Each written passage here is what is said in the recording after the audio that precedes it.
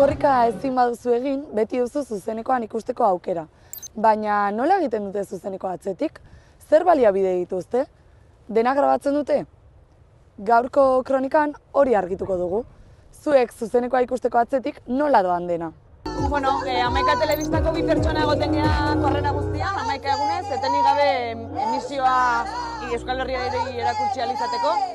Furgoneterekin antelatzen gea, behaiekin ibiltzen gea gau eta egun. Eta, bueno, gero horratzean furgonetaren bestaldean dago errealizadorea. Eta bera jasotzen ditu bi kamaren seinaleak eta beha gaudijo aukeratzen bat o beste. Normalki egoten nahi gutxi gora bera 10 ordu, egiten dudana ere mundu beltzak kontrolatu.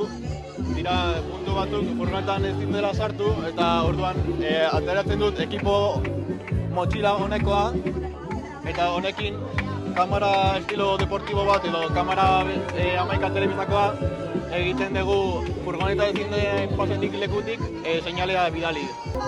Kasuan kasu, ibilbidean arabera, argiaren arabera, egun ez den, gau ez den, baldintza asko dago, baina bueno, normalean saiatzen gara gutxienez konstantzia hori ematen eta dokumentatzen gertatzen den guztia. Nik hemen kamerako seinaleak hartzen ditut eta Tolosari bidaltzen diot seinalea. Tolosan grafismoak jartzen dute eta hortik bidaltzen dute telebistara eta YouTubera dena.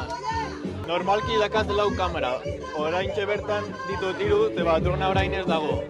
Baina dakat hemen atzeko orgoiko bat, gero eskubikoa, atzean 2 kamera ditut, eta hemen aurrean badakat bat ere. Euskal Herri guztiari jartzen diogu kilometro guztia atxeden deskargatzeko aukera, 11 guztia, plantilla guztia dago lanean, kilometro eskaintzeko bakoitzari bere kilometroa, eta berezi degula uste dugu, eta hemen gaude Euskararen alde.